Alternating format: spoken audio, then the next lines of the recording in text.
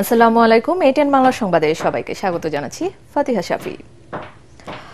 Milestone স্কুলে বিমান দুর্ঘটনায় অগ্নিদগ্ধ দুজনকে জাতীয় বার্ন ইনস্টিটিউটে চিকিৎসা শেষে ছেড়ে দেওয়া হয়েছে। দুপুরে তাদের রিলিজ দেওয়া হয় বলে জানিয়েছেন হাসপাতালের পরিচালক ডক্টর নাসির উদ্দিন।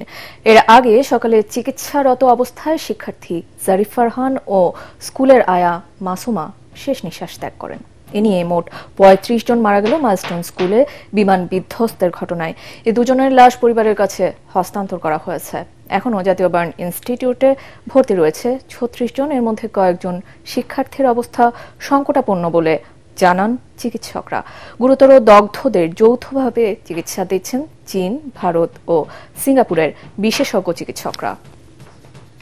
আমাদের মাল্টিডিসিপ্লিনারি বোর্ড সহ বিদেশি যে ডাক্তাররা আসছে তাদের সহ সকালবেলায় আমরা বসেছিলাম, বসে একেবারে ইনানিমাস মানে ডিসিশনের মধ্যে কোনো পার্থক্য নেই।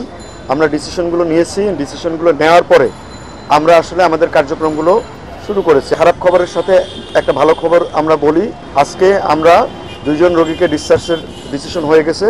ক্রিটিক্যাল পেশেন্টের সংখ্যা এই মুহূর্তে 4 জন এবং সিভিয়ার পেশেন্টের সংখ্যা 9 জন। গ্রহণযোগ্য নির্বাচন দিতে না পারলে জাতি একটি অনিশ্চয়তায় পড়বে বলে সতর্ক করেছেন প্রধান নির্বাচন কমিশনার এএমএম নাসির উদ্দিন। সকালে খুলনায় নির্বাচনী কর্মকর্তাদের সাথে মতবিনিময় সভায় তিনি এ কথা বলেন। এ সময় সিসি বলেন, এবারের নির্বাচনে কৃত্রিম বুদ্ধিমত্তা বা এআই নতুন চ্যালেঞ্জ।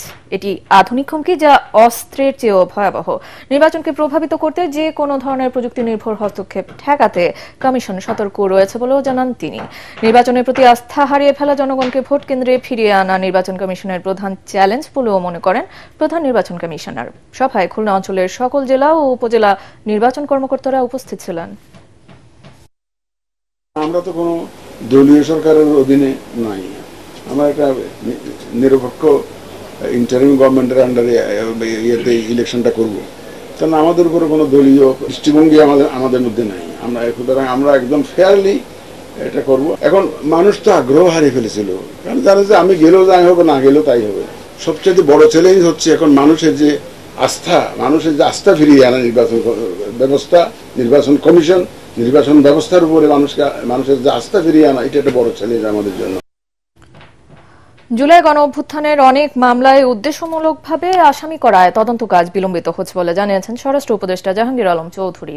প্রকৃত নিরপরাধ ব্যক্তিরা যাতে হয়রানি না হয়, সুষ্ঠু তদন্তের মাধ্যমে অভিযোগপত্র দাখিল করা হবে বলেও জানান তিনি। নারায়ণগঞ্জে র্যাব 11 এবং পুলিশ লাইনের পরিদর্শনের সময় উপদেষ্টা এ কথা বলেন।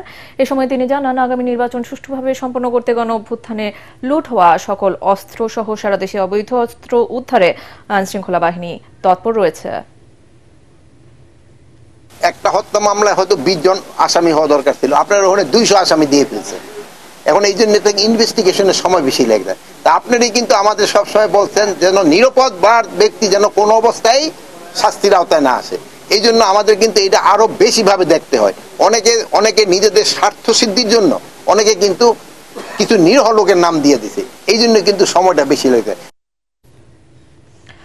বিদেশ থেকে ভাড়া করা ব্যক্তিদের নিয়ে দেশ চালানো যায় না। বর্তমান সংকট সমাধানের প্রয়োজন নির্বাচিত সরকার, এমন দাবি করেছেন বিএনপি মহাসচিব মির্জা ফখরুল ইসলাম আলমগীর। জাতীয় প্রেস ক্লাবে জুলাই বিপ্লবের বর্ষপূর্তি উপলক্ষে জিয়া পরিষদ আয়োজিত আলোচনা সভায় তিনি কথা বলেন। মির্জা ফখরুল বলেন, দেশে নির্বাচিত সরকার নেই বলেই নানা বিশৃঙ্খলা তৈরি হচ্ছে। সরকার যেসব সংস্কারের কথা বলছে তা রাতারাতি সম্ভব নয়, এটি চলমান প্রক্রিয়া, এটি কাঠামো তৈরি করতে হবে। জনগণের প্রতিনিধি ছাড়া কখনোই টেকসই সংস্কার সম্ভব নয়। কয়েকটি দলের সংখ্যানুপাতিক পদ্ধতিতে নির্বাচনের দাবির প্রসঙ্গে বিএনপি মহাসচিব বলেন, পিআর পদ্ধতি দেশের মানুষ বোঝে না, এতে জনগণ তার সঠিক প্রতিনিধি পাবে না। অনেকে মনে করছেন যে কয়েকজন লোক সংস্কার যারা করছেন তারা কতগুলো বৈঠক করে আপনার সংস্কারের কত বিষয় নিয়ে এসে জনগণকে এগিয়ে দিলেন, এখন সংস্কার হয়ে গেল। সেভাবে সংস্কার হয় না। রাজনৈতিক দলগুলোর মূল লক্ষ্য হওয়া উচিত জনগণের কাছে চলে যাওয়া, জনগণের কাছ থেকে তাদের কি প্রয়োজন তাদের শিক্ষা গ্রহণ করে সেটাকে নিয়ে এসে আপনার দেশ পরিচালনা করার ব্যবস্থা করা। জনগণের প্রতিনিধি আমরা নির্বাচন করতে গেলেই বলবো যে বিএনপি শুধু নির্বাচন চায়, কয়েকজন ব্যক্তিকে দেশ বিদেশ থেকে ভাড়া করে নিয়ে এসে কি দেশ চালানো যায়? যায় না। জাতীয় নাগরিক পার্টি এনসিপির আহ্বায়ক নাহিদ ইসলাম বলেছেন, অনেকেই ৭২-এর সংবিধান রক্ষার আন্দোলন করছেন, কিন্তু এতে মুক্তিযুদ্ধ ও স্বাধীনতার আকাঙ্ক্ষা নষ্ট করে দিয়ে সেখানে মুজিববাদ প্রতিষ্ঠার চক্রান্ত হয়েছিল। ৫৪ বছর ধরে সেই চক্রান্তের ভেতর ছিল দেশের মানুষ। তিনি বলেন, ছাত্র জনতার আন্দোলনে সেই ষড়যন্ত্র নস্যাৎ হয়েছে। জুলাই পদযাত্রার অংশ হিসেবে দুপুরে মৌলভীবাজারে পথসভায় নাহিদ ইসলাম এসব কথা বলেন। আমরা শান্তিপ্রিয় ছাত্র জনতা বাধ্য হয়েছিলাম প্রতিরোধ গড়ে তুলতে, বাধ্য হয়েছিলাম লাঠি হাতে তুলে নিতে, আমরা বাধ্য হয়েছিলাম ফ্যাসিস্টদের বিরুদ্ধে সংগ্রাম করতে। ৩রা আগস্ট আমরা স্পষ্ট করেছিলাম এই লড়াইটা ফ্যাসিস্ট রাষ্ট্র, ফ্যাসিস্ট বাহিনীর বিরুদ্ধে জনগণের লড়াই।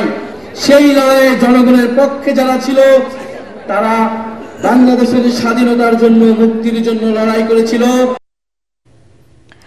বেসামরিক বিমান পরিবহন ও পর্যটন উপদেষ্টা শেখ বশির উদ্দিন বলেছেন, সাবেক প্রধানমন্ত্রী শেখ হাসিনার নেতৃত্বে শিক্ষাঙ্গন, বিচারালয়, ধর্মীয় প্রতিষ্ঠান, আর্থিক প্রতিষ্ঠান সহ সব জায়গায় দুর্নীতি হয়েছে। রাজধানীর হোটেল সোনারগাঁওয়ে বিমান ও পর্যটন মন্ত্রণালয় আয়োজিত জুলাই পুনর্জাগরণের আলোচনা সভায় তিনি একথা বলেন। এ সময় উপদেষ্টা বলেন, জুলাই আন্দোলনের মাধ্যমে একটি ন্যায় ভিত্তিক রাষ্ট্র প্রতিষ্ঠার সুযোগ তৈরি হয়েছে, যা সংস্কার বাস্তবায়নের মাধ্যমে কাজে লাগাতে হবে। ১ বছরের অভিজ্ঞতায় এদেশের অর্থনীতিতে অনেক সম্ভাবনা দেখা দিয়েছে বলে মনে করেন তিনি।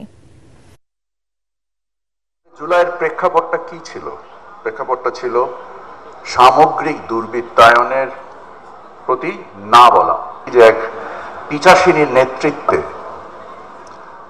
এমন কোনো জায়গা ছিল না, সেটা প্রশাসন হোক, সেটা